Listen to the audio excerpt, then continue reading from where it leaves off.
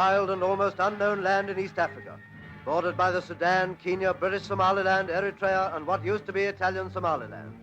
The first victim in the Axis avalanche of aggression and slaughter. Justly, the first country to be restored to its own people. And a tonic for Britain in the days of reverses, for the restoration was accomplished by the army of the British Empire. Armored units of the Empire's army led the way into a little village on the outskirts of the city, where the inhabitants were waiting with the royal sign of the Lion of Judah and with words of welcome. The local chieftains stood with the gold and crimson umbrellas of their high rank to welcome the King of Kings, to whom they had remained loyal through 5 years of bondage.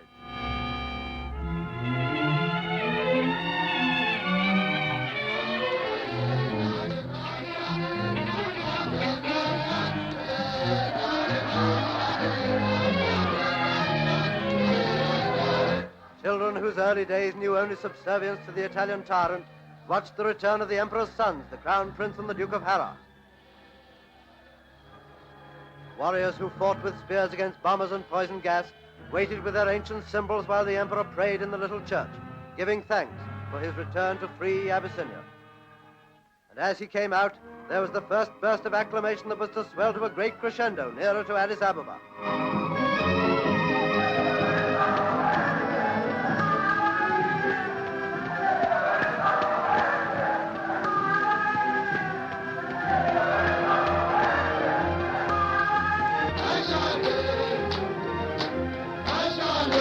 The procession started, leading it as a British colonel, one of the many officers of the Empire Army who did such magnificent work in organizing patriot armies.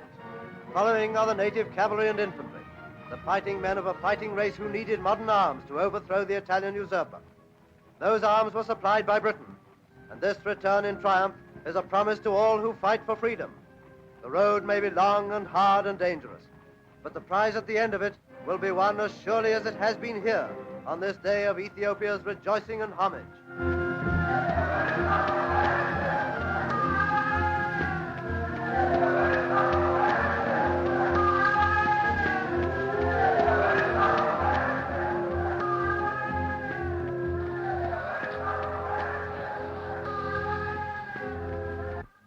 What thoughts must be crowding upon the scholarly mind of Haile Selassie as he returns upon the road he traveled to exile 5 years ago?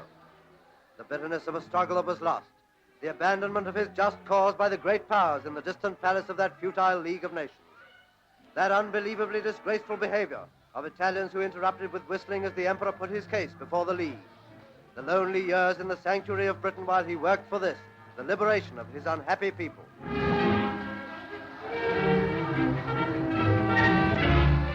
As he nears the capital of Ethiopia, as his simple children show their homage and affection, he must be thinking of all these things.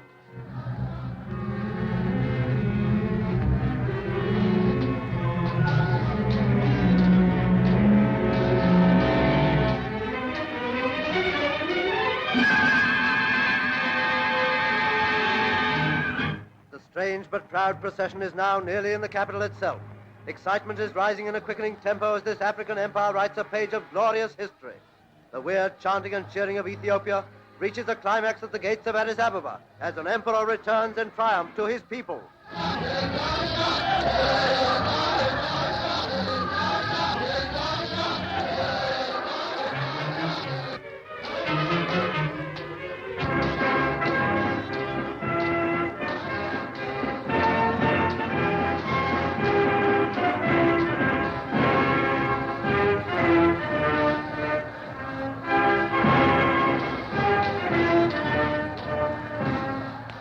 Picture to yourself how one day this scene will be enacted again and again.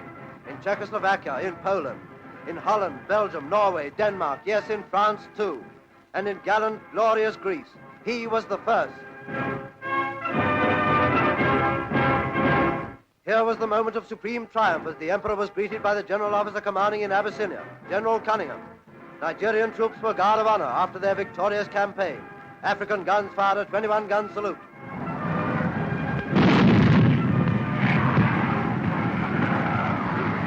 This day, 5 years before, Italian troops had marched into this place. The Emperor stood on the balcony of the Menelik Palace to speak to his warrior subjects. He spoke of his friendship with Britain. He called for unity to continue the struggle against godless brutality. satisfaction is a source of great satisfaction to me. So ended this moving historic ceremony. So liberty and justice were brought back again into a land that has known only fear and ruthless oppression for 5 terrible years. The crowds return to their homes as the emperor walks again into the great halls of the palace that seem so strange and yet so strangely familiar. He has shown that faith can live through the darkest years. In our dark days, we shall do well to remember the grim ordeal of these simple people, how they endured, and how they came through hell to victory.